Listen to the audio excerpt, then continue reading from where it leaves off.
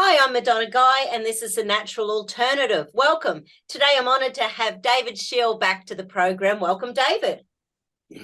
Oh, hi, Madonna. How are you today? Really well. So, with your counselling, you have spent quite a few years putting together a process that's really quite unique, that I feel like people across the planet are screaming out for something like this at the moment. So, tell us a little bit about it. Well, I've got a lot of different names for it because it's a work in progress, but it's basically an identity management system.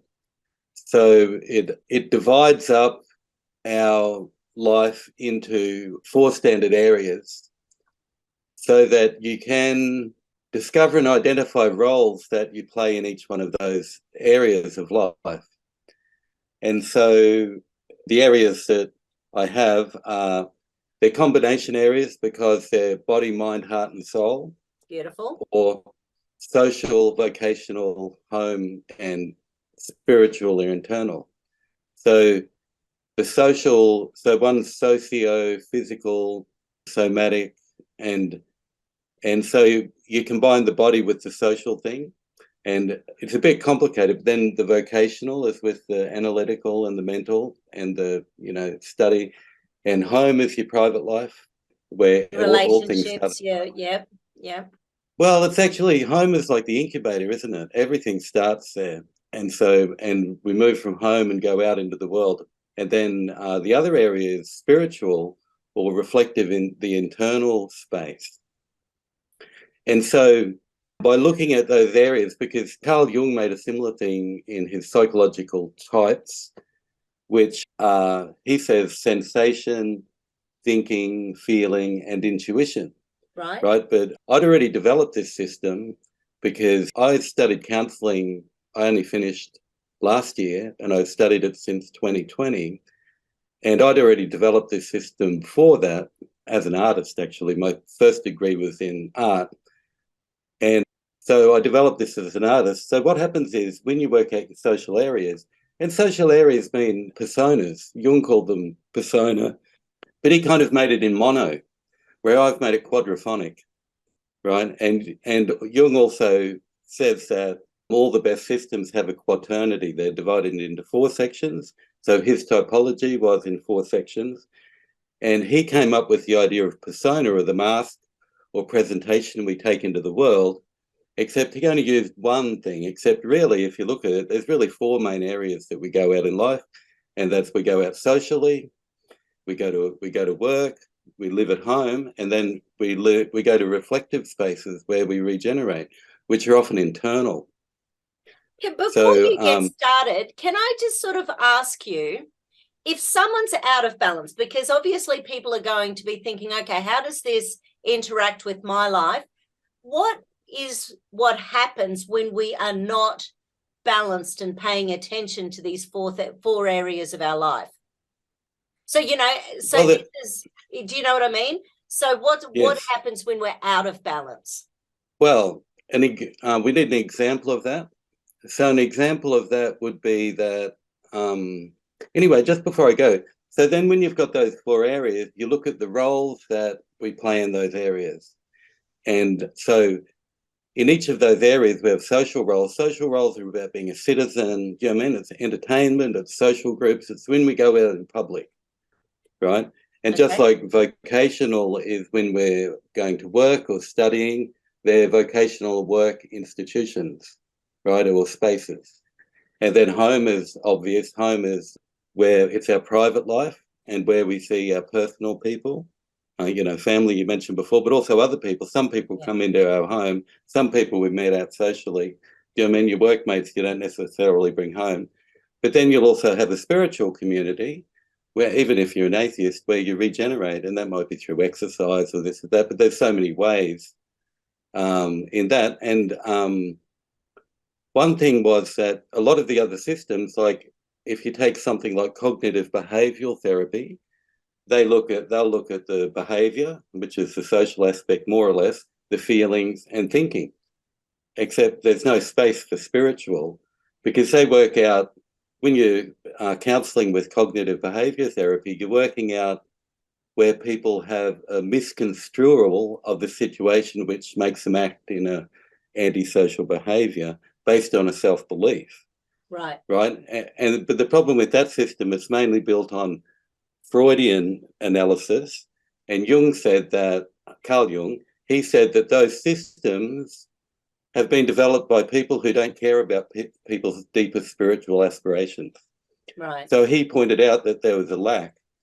And so what I did was include the spiritual part, and it's not only spiritual, but it also is our values and how we regenerate. It might be meditation. There's a whole range, and everyone's got different things.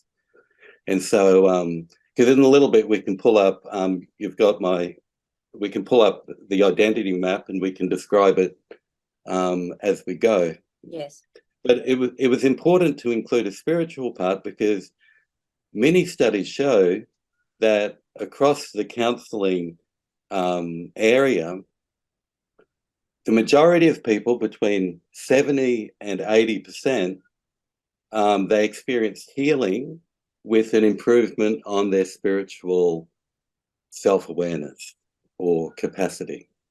And so, but the current systems have left out that spiritual part. Yeah. And that feels quite deliberate planet-wise. Well, they've evolved like that because of the medical system. And also the other thing is, studies show that people in psychology, they have, I don't know if it's the same, but there's older studies that show that they're basically the least believing, the least spiritual part of all professions. They're one of the least spiritual professions because they use that analytic idea, and which might, but that's just the way that is. And so, but there's been an inflow recently. Like I noticed, I've been working on this system for many years, and I noticed in the mid-2000s, mindfulness came in. Yes. People like Dan Siegel worked on that, and then ACT therapy, which is attention commitment therapy. Yes. They started using mindfulness in it. And I started paying attention to that because I thought, oh, isn't that interesting? There's some spiritual thing. And now mindfulness has become the mainstay of self-care. Yeah. Across counselling, you go to uni, they do it in nearly every subject. So now that's come in as a priority, where it wasn't there before, except the problem is all the old systems are designed without that aspect, just like I explained with the CBT. And not only that, but they leave out, so they have a negative view of the unconscious. So when you use CBT, you look at the unconscious and you find all the defense mechanisms, which are repressed memories and negative things, and they accept that there are beliefs that are inappropriate, causing the behavior, but they don't measure the positive side of it. And Jung was all about the positive side of the unconscious, right? Because what's going to be in the unconscious, and that's why he uses intuition, right? Because the intuition is the reader of the unconscious.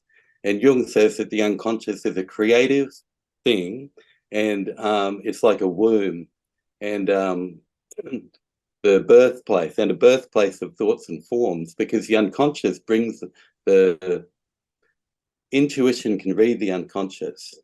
And you end up with ideas, like as an artist, you use it all the time because you end up with ideas and you don't really know where they came from. Even if you plan a creative project, often what you make isn't what you planned. And then when you make it, you start learning from what you made because it came through the intuition. So you don't have a logical pathway to get that idea. And then you learn from that thing. So as I've been making this, I've been learning from it because I started from an architecture perspective with everything in its proper order as far as I could tell. Yes. And then by having a structure, you slowly fill in the pieces. And it's just like when they worked out the periodic table for the elements, they knew a lot of them and they had the structure, but they had all these gaps where they didn't know what elements were. But they noticed that they moved in a particular order. So if this was a radioactive element, the one this would be too. So they used similes to work out the missing content when they had they had the structure and they had much of the data, and they could work out the rest with the science of similes and working out what would be likely next to that. And so using that formula, because the structures that I've used, another thing Jung said, he said that the West works on philosophically on a set of precedents, just like law. So a new thing comes in, we add that on top. And it's like this thing that feels like that. And he says that because the West is a very extroverted society, very external, not much internal. And he says that the main problem with the West is that there's no internal experience. Yes. And he talks about that in The Psychology of Alchemy. And the whole first part of the book, which is a third of the book, is all dedicated to understanding why the West pushes without a view and doesn't promote any internal experience. So the spiritual also means internal, which is where the unconscious is, which is a part of ourselves. So with the idea of spirituality and the idea of a soul, which you can't prove and which the atheists often don't like, some do, but some people are just indifferent and they're too busy. But if we have a soul, where will it be? It will be in the unconscious because we're not conscious of it yet. Yes. We're just not conscious of it. And everything in the consciousness developed things, like, for example, they're using mindfulness and yoga now as therapy adjuncts, additions. And the reason is because yoga makes unconscious things conscious. Mindful breathing, we go around during the day and we breathe at an automatic rate and we're not even aware of it. But as soon as you stop and breathe, you're now making your breathing conscious. So breathing is a semi-automated system, but by doing it in a conscious way, now you're aware of it. And when you take control of it, you stop breathing like you were all day because you realize usually, I need to breathe properly. And as soon as you start breathing properly, a whole bunch of things develop in your whole nervous system. The nerve energy is allowed to flow up to the prefrontal cortex, doesn't get stuck in the midbrain. And also, because if you breathe out nice long outward breath, it increases the carbon dioxide in the blood, so it makes you relax, it helps you to focus. And so that's just breathing. And so all of the yogas, doesn't matter what system they come from, but in the Eastern systems, they're still using the same structures. Unlike the Western thing, which is a building process, because it's an introvert, they just keep the same systems they always have. And if you look in the ancient Eastern cultures, whether the Taoism in China or Vedic yoga systems in India, they're still using the same structures that they did 8,000 years ago, right? Because they keep, by not making the external build, the structures remain clear. So I've used those structures as an architectural way of building the structures right, so that, as Jung said, what you need a structure that you can get the empiric data of the individual client. Like, how do you capture all the things you need to know about a client?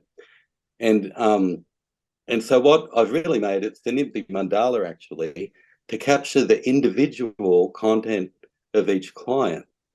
Like, for example, once you start filling out roles are things that you can change. And when you realize all the roles you do and you table them, you've got a lot of roles that you do, and people aren't even aware of that necessarily. Some people are. But by outlining them, you get self-awareness, experience of all of the different roles that you play in your life, seeing them in one place. Yes. So with the roles, just giving us an example of what we're talking about here. Okay, so for example, at home. So let's say at home for someone with a family and kids, what would examples of roles be? Roles at home would be obviously a parent, mum, dad, if you're an adult, and also husband, wife, partner, if you're in a relationship, and you might be a chef, a gardener. Yeah. Like, it's all the things that you do. Right. And so how you work out a role is you go, I am a. Right? Really simple. The cardinal identity question in counselling, I am a. So I am a dad. I am in my case, I make art at home. I'm an artist. I'm a dad. I'm a gardener. I do the housework. I'm a houseworker.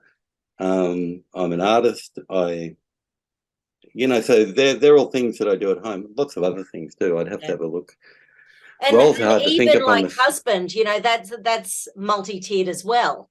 So I'm a husband, that's one thing, but you also want to be the best friend. You also want to be, you know, a caring, loving, you know, there's you can then break it down into different things per thing, can't you? So that most roles can be broken up into a series of other roles. Except the idea here is to get the main things that we do, so that because back to the question of balance. So what one of my favorite theorists is called Michael Marnie, and he worked on change theories, and he describes the situation like getting stability. So he's a counselor, theorist, and a caretaker of counselors. So he says that when someone's going through change, the more stability you have, the better, to allow the violent, what does he call it, the violent ripples of life that go through our life. And so when things happen to us, if we're aware of all the parts of ourselves, and especially the positive and strong parts, we can develop a type of internal and self-support. Because support, often when we go see a counsellor, what we're going for is support, or a coach. It's getting support, or even a family member, an attachment figure is giving support to the child when they're stressed, and you're giving them support. You're not solving their problem for them or saying, yes, you can do that, but you're saying, oh, you feel like that. Do you know what I mean? That's always valid. The feelings are mostly valid. People have what they want to do or think is a different matter, but usually feelings are pretty, you know, so when people are having feelings, you give them support. And that's in all relationships. Yeah, and everything's valid regardless of it's conscious, subconscious, or unconscious. You know, we're not deliberately going out there in the world trying to be basket cases. You know, if we've got something going on, we have a valid reason for that may need to be supported moving forward. Sure. And some things are beyond our control, like someone close to us dies in a terrible situation. And so when you're often, and if it's someone like a partner, you have to rebuild your life. And so this type of system also helps you rebuild in a time of loss or grief. But also the other thing about balance is that people become polarized in their roles. So, yeah. You know, one example might be the political situation in the world at the moment, because it's supported by the internet, but people are becoming really quite polarized in their views, so much that, you know, the data sort of shows that in the US, for example, people who have different political people in their family, left or right or whatever, they used to be able to talk. Now they don't talk to each other. Yeah. And there's a lot of things in society at the moment where people are just turning their backs on each other, where once upon a time people could work through things and keep their relationships going. Yeah. And another type of polarization is by circumstance. Like a really good example is parents with little kids. You're working and you're parenting. It's really hard to fit in any other roles because you're just so busy.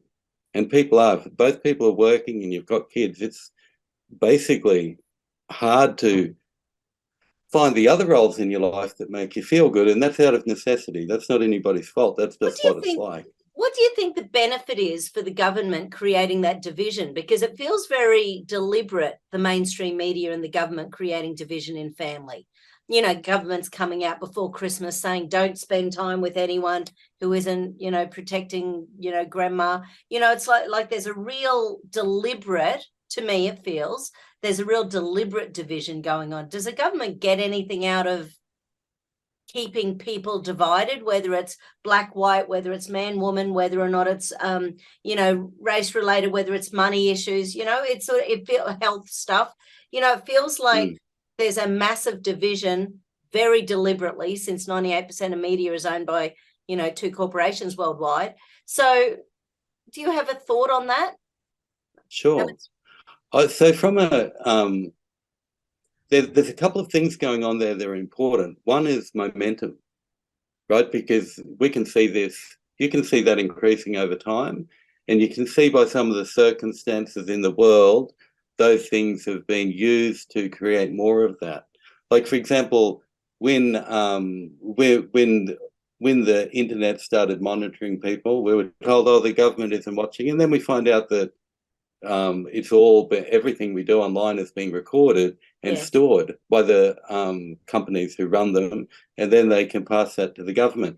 Now, I'm not being overly critical on that, because if I can, I would like this idea of noble intent, where you try to assume that people are trying to act nobly. And I think some theorists say that rather than malicious, they're incompetent, or if you're polarized, you're not going to think of the whole group, because the opposite of polarization is empathy for the other side of the group, right? For the other. And I remember at college, we were learning that, except in the theory now, it's not empathy for the other, because if you hold a political position, which might also be not necessarily political, but any group like feminism, like that might just not account for men at all. It might just leave men and boys out of the picture because of the bias. And the whole point is that empathy is about seeing the other. And so studies on empathy have shown that over time, and especially during the period of the internet, what used to be social relations, like even things taking your kids to the park, neighbours would talk to each other, they'd support in times of need and this, that, those traditional caring factors that used to build the institutions in our society, it's evolving in the other direction to more concepts of power and control. Yes. And that's in individuals, and the empathy studies are showing that's in ordinary people, not just the government. Right. It's more like the people who are in those positions of power are also being influenced by the same lack of empathy and lack of appreciation for the other side, which is clearly going on everywhere. Yeah. And I was so thinking with the feminism thing you mentioned before, I remember, you know, when the whole I'm also pro. thing. Sorry. Yes. Okay. That. Yeah, when the whole hashtag Me Too thing happened, and a couple of male actors came out and said, if there's anything I've ever done, if they, you know, please forgive me, I am 100% on your side. And all of these women actors jumped on top of him and said, how dare you speak for us, and how dare you know what we've been through. So, you know, sometimes you can't jolly well win because it wants to be polarized. You know. But okay. The polarization happens because of group thinking. Right? Both Jung and Freud were both very clear about this. Ideas that come from group thinking, right, disable the individual to act in a coherent way, right? Only through individuality can we rise above those ideas. And so what's really going on is group thinking, right? And group thinking is always a lower type of consciousness. Is that the same thing I keep reading about, the hive mind? Is that the same sort of thing, or is that a different level of stuff? It's always the same. Okay. Like Freud and Jung worked out this early, and they both agreed on this. That and so an example, Jung said, he goes, if you get the 100 smartest people in the world and put them in a room together, you end up with the consciousness of an alligator, right? Because only as an individual can we rise above and create individual thoughts. It was I was in the middle of a conversation with someone about this. Let me read something out. What he actually said was that he said, so long as the self is unconscious, it corresponds to Freud's superego, and it is a source of perpetual moral conflict. If, however, it is withdrawn from projection and there is no longer identical with public opinion, which is group opinion, then it is truly one's own yay or nay. See, so what's happening is group thinking is, I think, Freud called the superego. So it's the collective thinking of society. So the superego is the collective thinking. It's the collective thinking, and then the id is the individual desires, right? And generally the ego sits in the middle and regulates the two.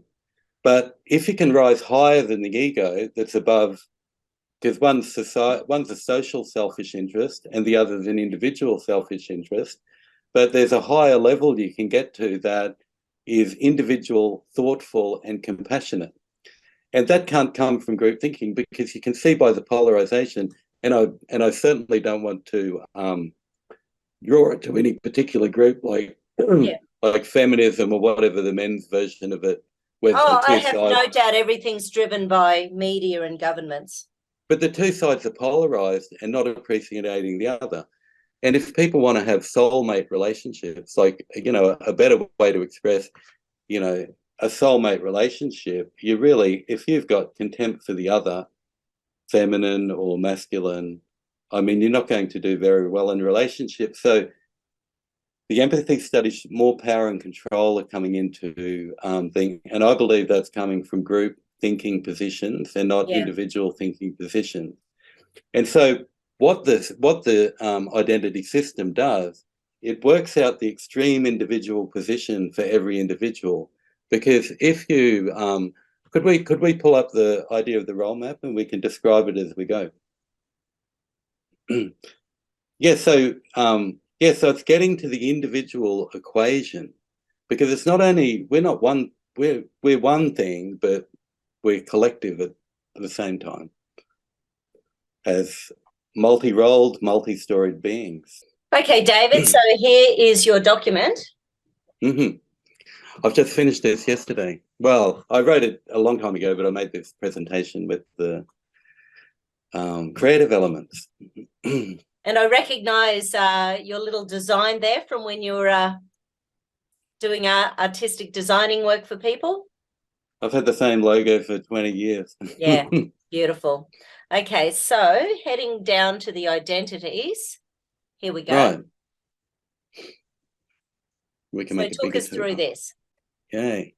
Okay, so here's what we got. So the first stage of the identity system is working out what the roles are, and so this is called role map or identity mapping assessment. So this is an identity map that I've made, and so it's basically an empty table, and then you can fill in all of your different roles that you have in each. So you can see the social roles, vocational roles, home roles, and spiritual roles. So these different areas of your life, each role is, so you write your roles out and then you measure them. On the left-hand side is your current assessment of how you are in that role. And on the right-hand side, you put your ideal or fully grown person in that role. So in this assessment tool, back to where we were coming from before, so the idea of becoming an individual is that, for example, if you've got two people who are both polarized in the same way, they're in the same group, right? And they think, and they're friends, and they think the same, and they talk, when they're talking their group conversation, they feel identical. But if you work out this with two different people, all of these elements are usually entirely different from the other person, because everybody's had a different situation growing up, what's happened to them in their lives. And by bringing out, this creates, like Jung says, you want to create a capturing system so that the data can come in, so you can see the experience, because empirical means experience, the experienced positions of the clients. And so as a counsellor, if you wanted to find out this many things about a client, you'd have to do a lot of listening, unless you ask specific questions related to this. So what this does... How would you map that?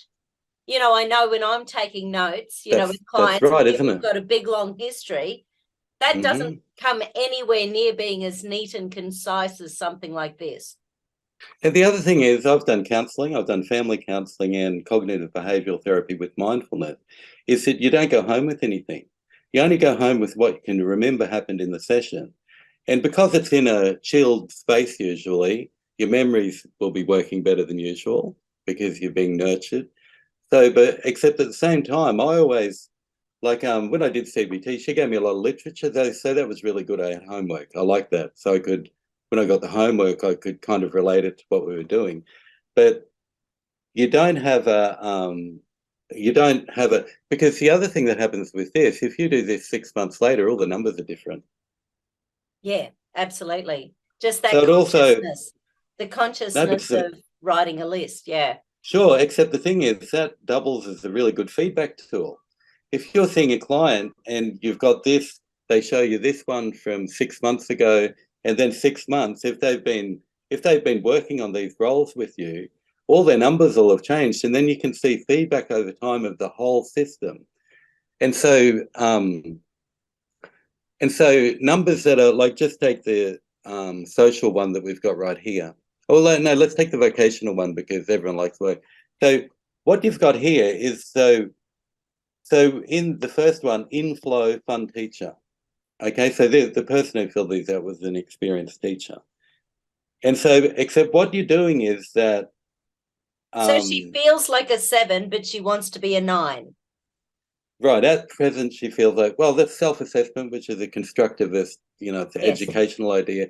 So, yeah, currently, no, you can honestly say you're a 7. Like, for example, to become a 5 as a teacher, you have to get your qualifications, you have to get registered. Becoming 5 is already a good thing. Because another problem with goal setting systems is there's, especially with a lot of numbers like this, it looks like, oh, really negative, and I'm deficit in every role. But that's not true. It's more like a career like a teacher. It's something that you grow over many, many years, like a tree growing. You know what I mean? You can't just become a 9 as soon as you graduate, for example. So what then when you get your numbers, what you do is you name the role according to the higher number. And that's why, so the person who filled it out, they just had teacher originally. When you fill them out, you just put what all the roles are. But after you've numbered them, you go back and you refine it to the values that you're seeking, what your idea of what a good teacher would be, and then you can more or less envision that and start working towards it. Because I've got an Albert Bandura quote. He's a Canadian psychologist. He did a lot of stuff on resilience, social learning, and he says, for example, the projected future can be brought into the present through forethought. By being represented cognitively in the present, conceived future states are converted into current motivators and regulators of behaviour. So this this process actually shows that in real life for an individual person. So a teacher, so that person, when they look at that future, when they grow a bit more, like, so to get from a 7 and a 9, you might have to do some more education or some modules to work out how that works. But you can immediately visualize. Or take some relaxation supplements in the morning. You can do that. Yeah, sure. That's a good idea. But just looking at that forward picture of ourselves, we can immediately see it, right? And according to Jung's object relation theory, it seems that just by defining that higher thing, that will draw you towards it, like in a way. It's because what it we becomes focus a focus on, we tool. create. That's right. And not only do you do that, but you actually make it very specific according to the qualities and values that you want to increase to gain that higher number. Yes. And so colleagues, supportive colleague, like you could write colleague as a role, but we've got supportive colleague because that's the actual thing that you want to increase to get to that number. And so it's very specific. So even if, just say you had 2 very similar people, even if they had similar roles, the way that they named them according to the high number might be different because they've got a different idea of what a 9 is. Yes. Because generally 5 is competent, 7's good, and 9's great, more or less. And so, and it doesn't really, a lot of these things are arbitrary. Like Jung said when he came up with his typology, sensation, he said it doesn't, they're not set in stone. He goes, you just need some reliable categories to gather the data. Because the idea is to get the information about the individualized nature of that person. Because once you've got this, you can see it's a pretty interesting map of somebody's life. Do you know what I mean? Somebody, they feel they want to be a more playful person. Yeah. Or, so And can I give a personal example about how this worked for me a couple of years ago? Sure. So when you were developing this during college, I was having an issue with someone and it wasn't good, and it was feeling like I was going to lose that person as a friend. And when we went through a whole bunch of my roles, one of the things that was really obvious is that I had lost my social roles because of what I was focusing on at the time. Right. So I wasn't focusing on any of the fun stuff. I wasn't focusing on being a good friend. I wasn't focusing on being consciously connected to someone when I was with them, because I had something very specific that I was spending all my energy on. And it kind of took over your during life. that time I lost even the sight or the thought of any of my other roles. And isn't that amazing? And that happens to people all the time through all types of polarization, whether they're addictions, whether they're, I work all the time and don't have fun with anyone, or, you know, and you become obsessed about a particular role. And what's really happening is the other ones are being neglected. Yes. And in all the literature, everyone goes on, oh, angry people and this and that, but neglect is, has just as bad, often worse effects than abuse. Well, loneliness has the same health deficit as being a smoker. Being That's right. lonely. People die, and people die of loneliness. Yeah, absolutely. Yeah, I read studies on that. That was really interesting. Yeah.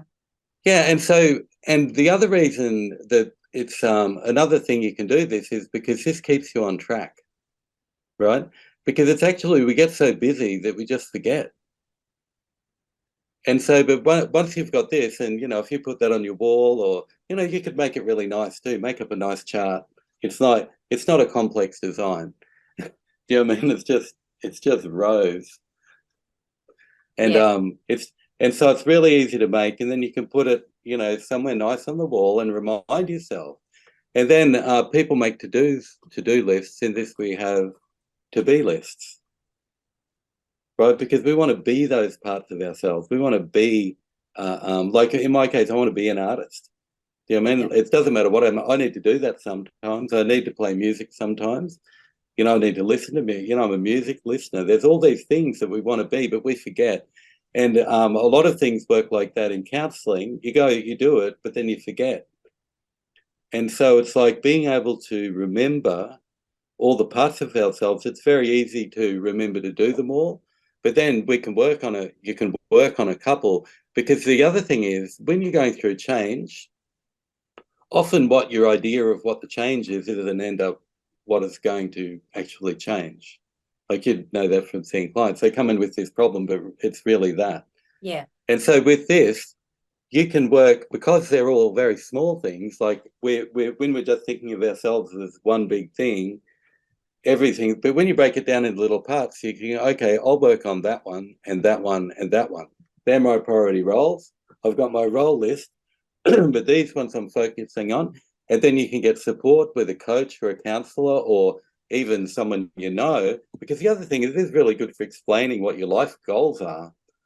Like, how could you explain, but like in couples, like my wife and I, we do this. We did a session recently, we did them, and she went on holidays and left the roles. And really, it was a really major discovery thing to actually sit down and look at your partner's roles and, oh, they like that, and you can remember what their needs are too.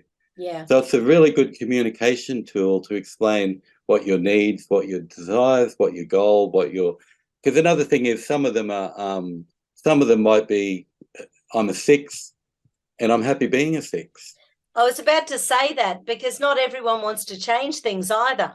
You know, like you might be as good a mum as you are hoping to be, because you fit in all of your mum energy. And, you know, it's sort of like sometimes it's okay where we are, and that's okay too. It's okay to be where you are, and you can't be a 9 at everything. Yeah. And so, but a role that, even a hobby role that you're a 3 and you're happy being a 3 at. Yeah. What that represents is authenticity in one of our life roles. We're actually where we want to be, and that's a real strength. Yeah. Do you know what I mean? Because we're congruent. The word Carl Rogers uses, congruent, the difference between where we are and our ideal self. Yes. And he said that in Mono too. but it doesn't have to be in mono. It can have all of these areas, and each one you can measure the congruence in each one and then work towards. And the other thing is, it doesn't have to be a negative thing that you want to be high, that you want to be a higher number. That doesn't have to be egotistic. And just because you're a 3 and you don't want to, and you're, because you look at all and you're, oh, I'm deficit in all of them. No, you're not. You're growing to the end of your life, and you're in the middle of a growth story. Yeah, that's right. And I was sort of thinking, you know, one of the things that I do with some friends every year, once a year, is karaoke. You know, right. I know that I'm probably 2, 3, 4 in a karaoke. I can hit notes. I don't have a great voice, but, you know, I don't give a toss if I don't ever get better at 2, 3, 4. You know, I sort of don't care. Right. You know, whereas some people would want to be, no, I want to be a 9 out of 10. I want to be that person who can belt out that song in a bar full of people. Yeah, that's not me. Well, actually, I do want to, but I use, you know, anyway. It's sort of interesting, isn't it? Some things it's okay. But that could be another thing, that if you had too many 9s you want to be, that pulls you out of balance, because to be a 9 in anything, you've got to almost be like perfect at it. Yeah, right. So, and so how many of those things can you achieve without neglecting the others? Yes. So, you know, it's good to be more realistic about, you know, because, and the stage you're at too, like mindful, sincere person there. It's like, you know, how do you even look at that? But it is something that you might want to increase, and but also be aware of it, self-aware of, I'm here, but it's not, it doesn't mean that you're a deficit. If you're below 5, you can call that, like, just say you're a parent and you're a 3. You know what I mean? If you're a parent, you probably should be a 5 if you can. Yeah.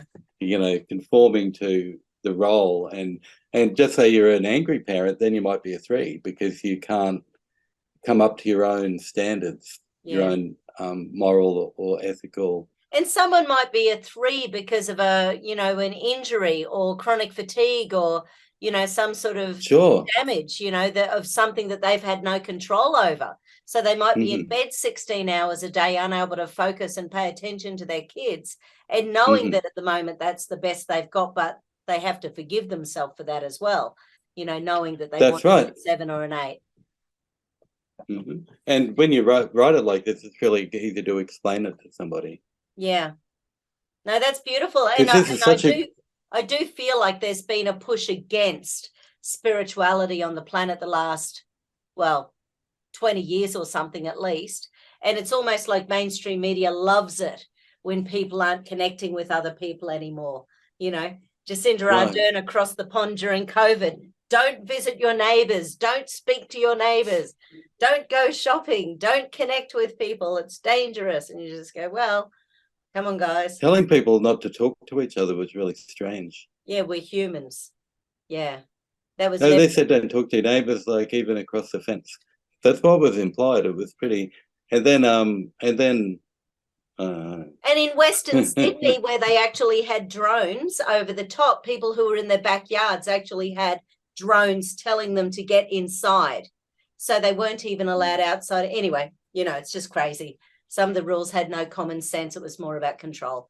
So no, well, and so looking at a psychological aspect of that, which people mightn't normally look at, Jung said that when societies become like that, more totalitarian, more authoritarian, what they want the individuals to become, he called them depotentialized units, that they didn't have the potential to have agency. And even though it's come out fairly clear that the lockdowns, like the studies, like I'm studying family therapy while going through the lockdowns, and the studies are showing the severely adverse effects on the children, right? Because of the lockdowns, there were so many support agencies that didn't help people with domestic violence and stuff, that would have, so much support was removed. And so those, the people, and even if it was, you know, genuine concern and it was a mistake, because I won't say anything about that because we're on YouTube. So the even if that was done intentionally, it had the same stimulated effect of a totalitarian thing. So people became depotentialized, because a lot of these things in these role things, like if you're a traveler, for example, that's just gone. And there were a lot of things that people consistently did as roles that couldn't be used. So the people are becoming depotentialized. In Jung's word, they become, and he says they just want them to stay at home and do nothing. That sounds And straight Jung, out of 1984. Potentialized unit. Yeah, that's just right. Well, Jung was also Brave New writing World, during. 1984. Well, Jung was writing during those periods when Yeah, right. Wow. when there were actually when the Nazis or the communists were collectivizing society and destroying individuality, which is what depotentializing is. So this system does the direct opposite of that, and it potentializes, because the whole point is like in counseling is to help people reach their potential, which is potentialized instead of depotentialized. So you can see the psychology of the lockdowns, whether people agreed with them or not. Everyone agrees that they were harmful. And you can see that the effect was that people became depotentialized and unable to express their agency, which is an effect in society like they usually would have. And so whether you use, I've got someone picking up something in a second. So do you want to hold on for 2 minutes? Hold that thought. One of the things that I was thinking was that Dr. Vernon Coleman, I don't know whether you know him at all, but he's been very vocal the last couple of years, and probably for 50 years, against the whole big pharma trying to control our world, you know, in governments and all that sort of thing. So he's a very outspoken doctor, and he published a book where he was talking back in the year 2000 or 2002 in the UK. The Psychiatric Association of the UK stated that the need for individualism was the biggest risk to society. Really? Yes.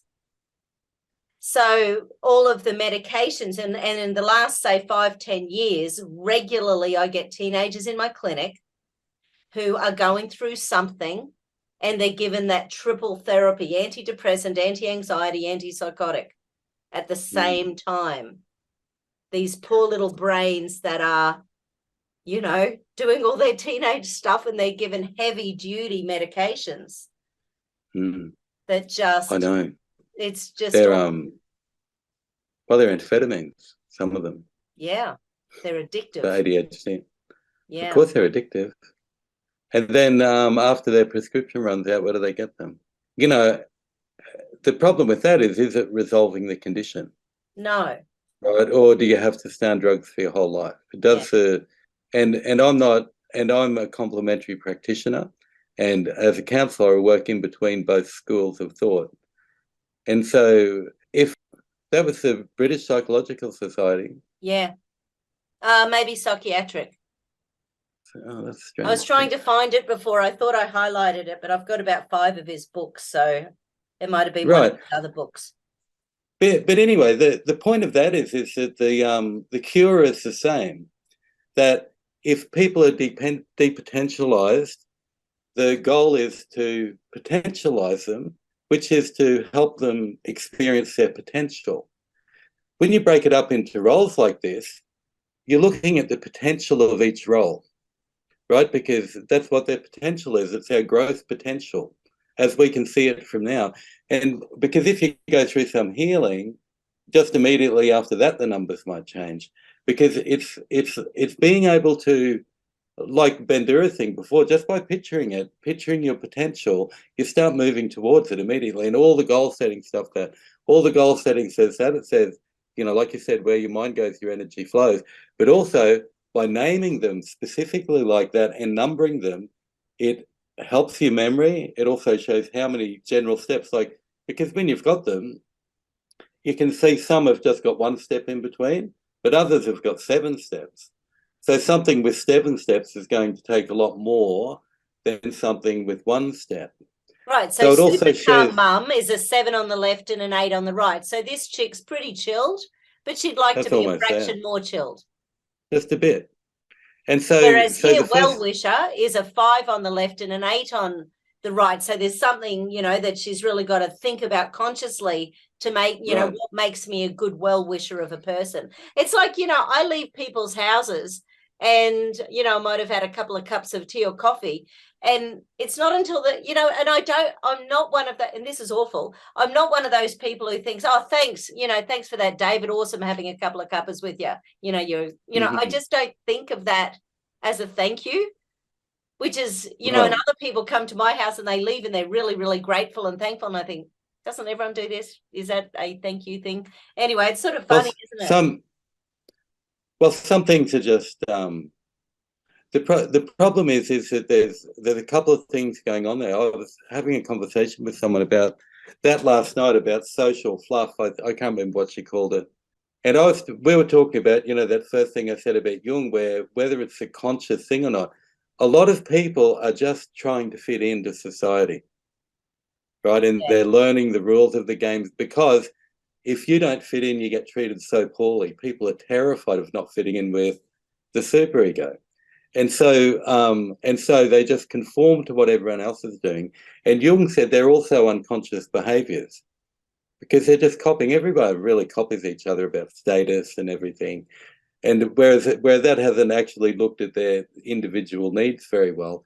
And so by conforming to the superego, just like being in a group consciousness, it's not actually really conscious behavior. Whereas if you work out these individually, each one's a very conscious decision to measure it and to name it according to its highest potential. Because the other thing about goal setting is that you want to be they say be very specific. Like for example, if in goal setting around, you know, starting a business or something, they say you should be specific about the amount of money you want to earn that year. Yes. Right, very specific, and it's really important to be specific. So this positive and in the affirmative, this system does that with everything, because to help people reach their potential is the opposite of depotentialized.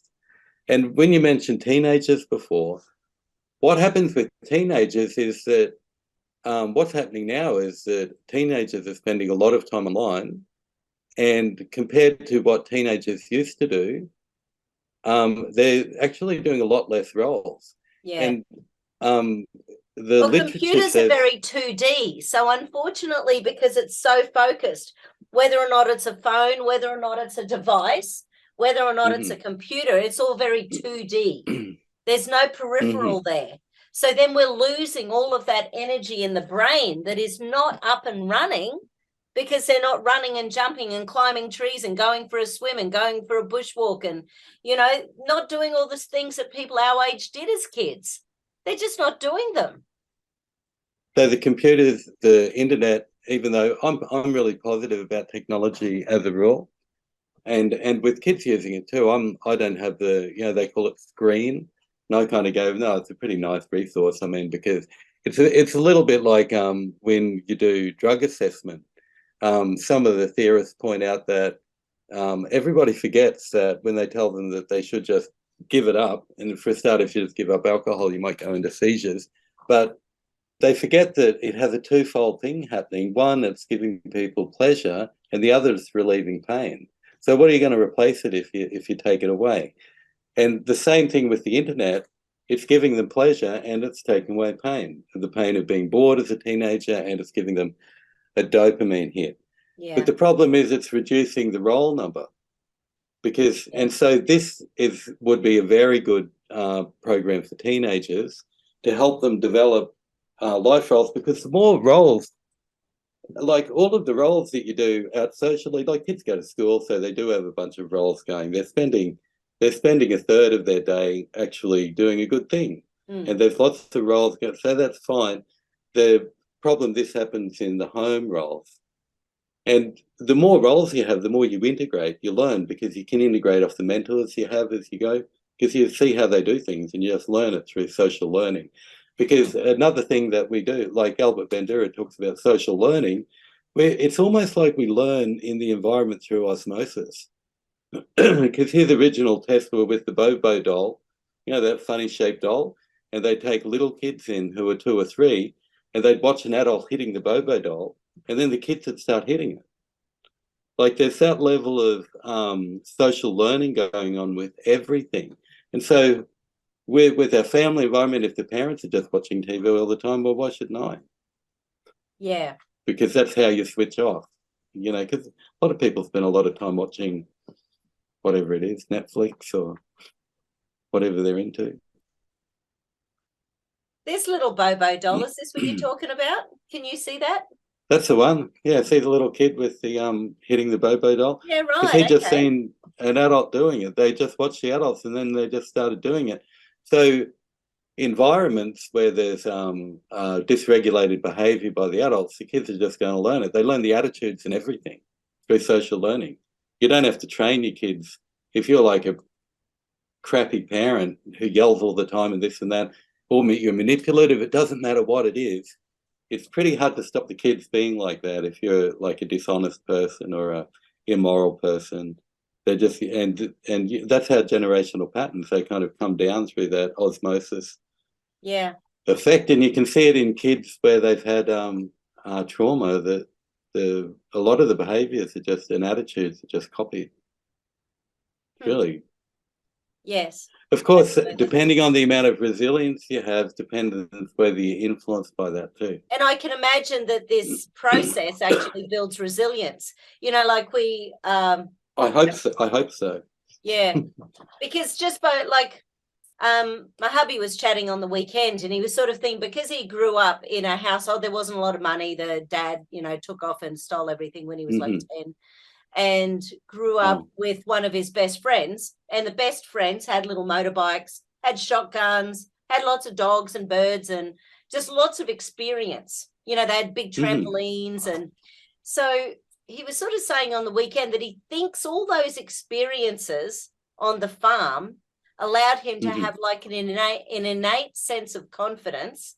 So it doesn't matter what people are doing on in the world. He feels okay within himself.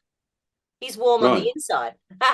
So it's sort of, and he hadn't really thought about that. And then because we did a gun lesson on we sort of shot a shotgun because I've always wanted to do it, funnily enough.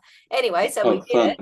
Got my little bruise to prove it. I grew up shooting guns in the country.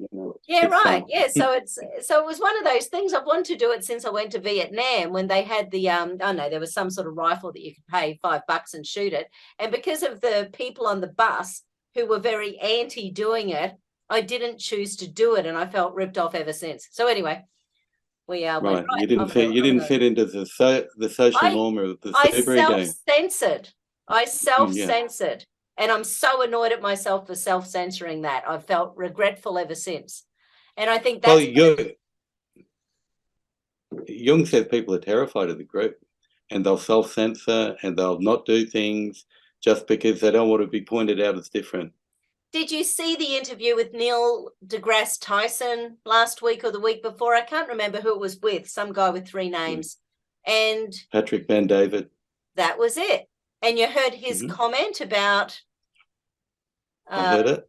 Well, he basically said that how dare you do anything other than try to save everyone else? How dare you be an individual? It's not quite what he said, but it's pretty much what he meant. And he was so angry and he believed that. I saw that because it was posted all over the internet. It's quite controversial what he said. Yeah. And, that was a public health attitude. It was. Right. Okay. So, isn't that interesting? I didn't think about it. I didn't pay close attention. I heard it and I kind of, he got really angry and he was very angry on behalf of Big Pharma and on behalf of big government. And how dare you be an individual and choose to do something that does not fit what they want you to do? Well, okay. No, that's how I took it. So, I actually was. I did watch it, and I was interested in the exchange, and well, that's the same position that the media is taking, and it's probably a depotentializing course. Although it's hard to know. Like during the pandemic, it's hard to know. Like most people, for example, like people I knew in the mainstream jobs, like teachers and this and that, I know from the feedback there that they just did that. Everyone did that. They just followed what the government said, and and the percentage of people who questioned it were a smaller amount. And I was just watching the whole thing, and because I was up on the data, I was studying at the time, so I was like all in the academic world, so I just took everything as a study. I looked at all the studies that came out, and I noticed the anomalies, and yeah, I was really saddened by that. I mean, I suppose the thing that upsets me about Neil is that he's one of the smartest guys in the world, in theory. But like you said, he's probably got an alligator brain. You know, he's sort of like, there he is at this time after 2 years or 3 years of the shenanigans, and still believing that and pushing it when once again where we were going from before. You've got in that conversation, you had two people. He was one of them with coming from one group perspective. He was coming from the group perspective of the group who were just I would call it affirmative care with the treatment that was available without another option. And the other side was looking at the data and the studies that had come out since and wondering if that was appropriate. Whereas, like Neil deGrasse Tyson said, like from his point of view, and it could have been true, that he might have been paying attention and aware of what the health concerns were about the treatment, right? Because I don't call it what they call it. I call it a treatment, because usually if you're told you're getting an inoculation, the reason that you give it to people is so that they don't catch it. Or spread it. Well, I don't know. I don't even know if that's the main focus. It's that you don't catch it. Because if you don't catch it, you won't spread it. Yeah. So that's the normal logic of inoculations. And so when it doesn't do that primary thing, it's kind of go, well, what's it for? Yeah. And so because it's not helping, because you know what the media said about that and what was really happening were opposites. Yeah. And so what you've got is you've got two group views again, right? And because they're both group views, they still have that same problem that they're a group view, not appreciate. They didn't harmonize that either in that conversation. It just ended up they changed the subject because they couldn't come to any agreement on. And that's the whole point about groups acting against each other, and no one's coming to the individual thing yet. I mean, he was trying to, but there's many people in the position on both sides on that. And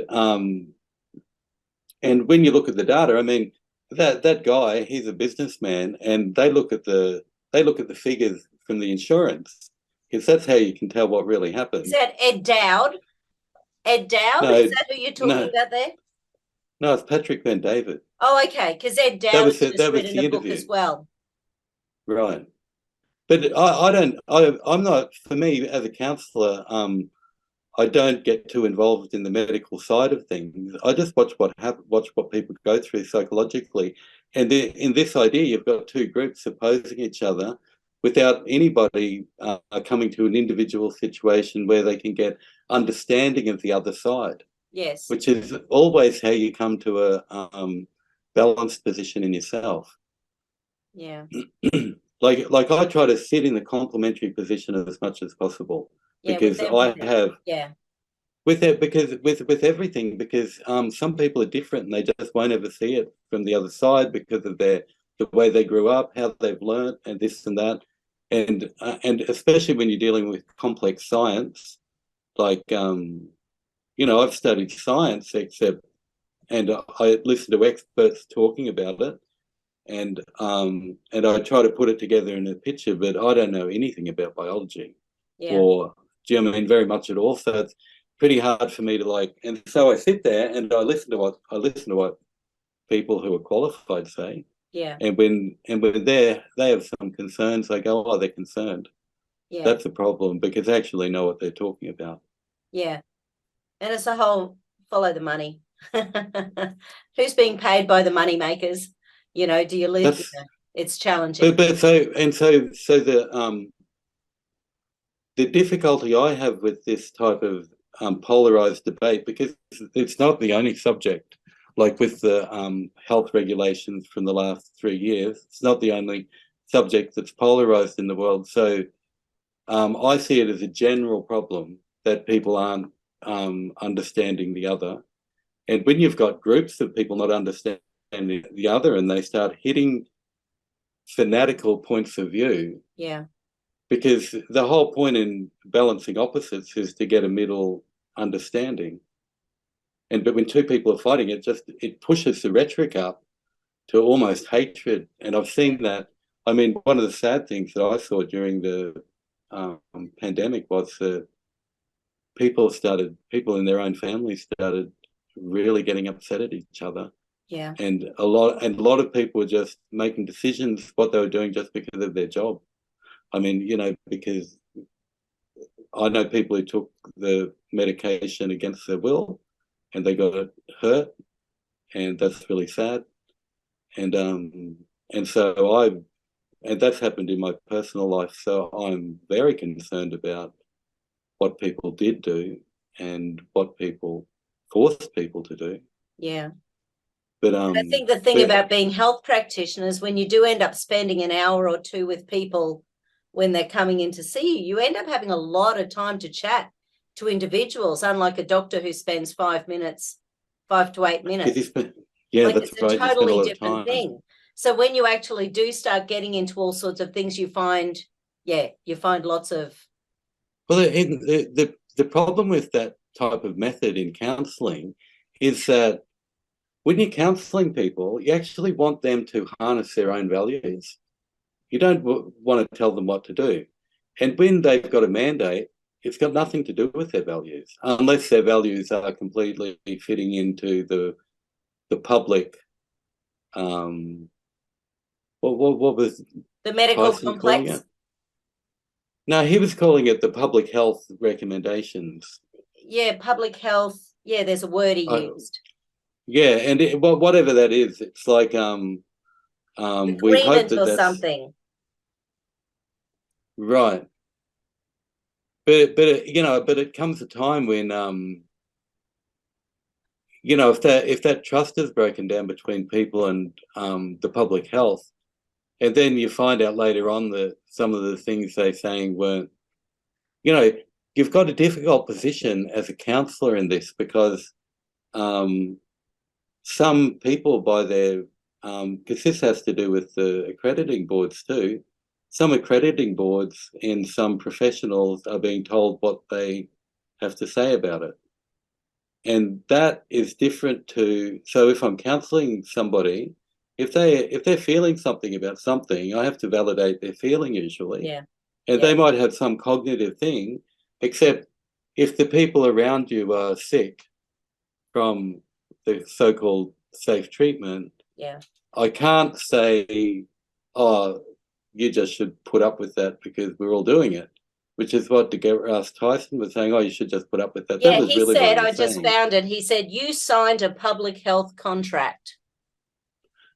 Yeah, I know. And that, I mean, which if is you want phenomenal. To go in, I signed it. I didn't sign it. That was an incredible thing. I forgot about that.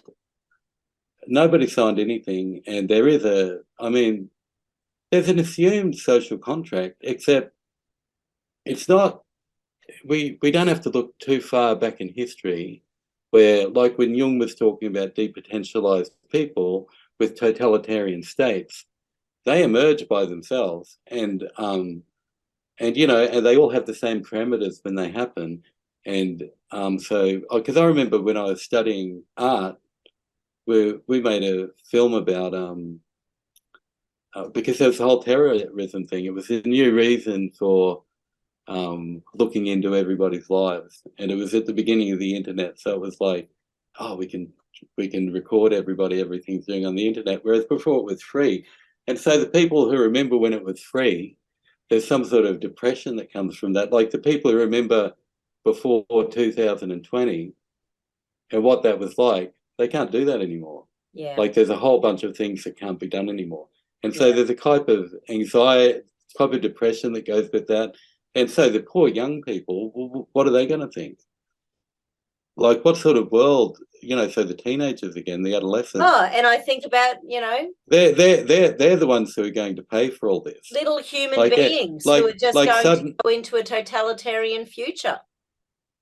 Well, not even that. It's like the amount of debt that's been created for them, which is so the young people, there's not as many young people as there were in the previous generations. So this, I think it's the baby boomers are still in charge, aren't they? So they've just docked up using the last 3 years as this way to just create billions of dollars of debt. Like when you look at the debt amounts increasing, it's really quite, and you look at the poor young people who are going to be taxed at 90 cents in the dollar to make it work. Because when the baby boomers retire all over the world, there's a lot of them, and they're just retiring now. They're starting to retire, and they're a really big group of people all over the world. So, and then there's this smaller group who have to pay for the debts that they just all made by their management.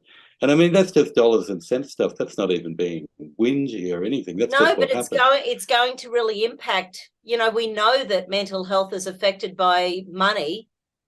Potentially more than anything else. Like it's one of the things. Right. It's one of the things because people are so, everybody's been so external coming into 2020, and that was already a problem. People aren't doing internal work, and so having that external status model they were using, because it's a status model. That's mainly, if you talk to people, they want the new thing, they want this, they want their kids to feel like they come from a rich family, and it's so they can get a nice girlfriend or boyfriend. It's all about this status thing. Yeah. And whatever's happened with this huge amounts of payments that they've just taken for the last 3 years, it's like, well, who's going to have any status anyway? Which is good for a personal development system where you can transition into more of a holistic life without worrying about that so much. Because who knows what, the kids are on the internet all the time, that's deep pension, and they're not experiencing as many roles as they could, which is the only real problem with it, is that it's just role denying. And I did notice that on those roles over there, can I just sort of go back there for a sec? You can see that?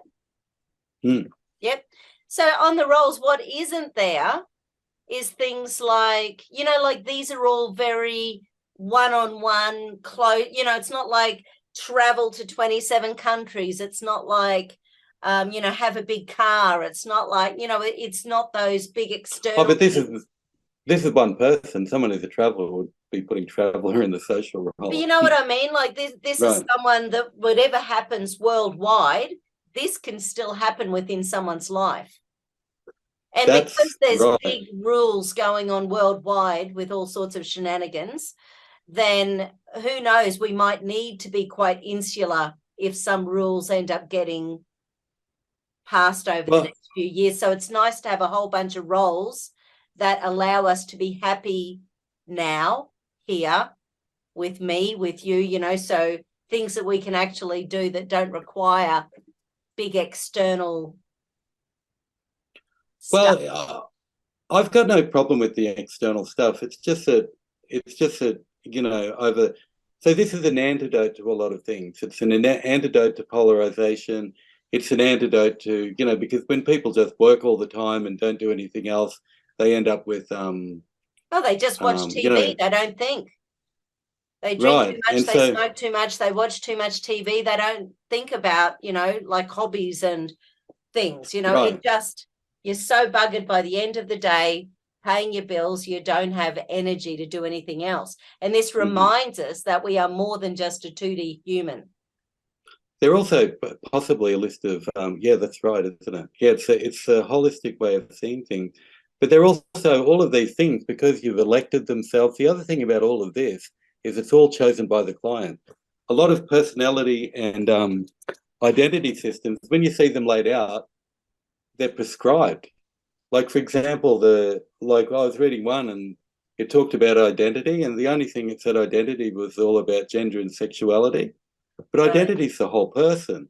And, then, there's different types of things like this that goal setters use and this and that. But this one has no leading questions, really. because it's just an empty space that you put your own thing in, and they're all individual choices. So the client decides the roles, the client decides the numbers. And right? when I did it a couple of years ago, like I remember there was a lot of politics going on at the time, and I wanted to be more engaged in politics. You know, my mum said, well, there's no point just bitching about it, get involved. So I got involved, you know. And how are your numbers now? Oh, I haven't looked for ages. Yeah. Oh, okay. Yeah, no, but very interesting. And I am just keen to keep sharing information, love and light on the planet. You know, that's my aim. Nice. Well, that looks like it's all developing beautifully. Yeah. Actually, it would be curious because I do think that at the time I was talking about doing a podcast and I was nowhere near it. It was still a glint in my eye, and now I've done like 73 or 74 or something. Right. Yeah. Yeah, it's amazing. Yeah.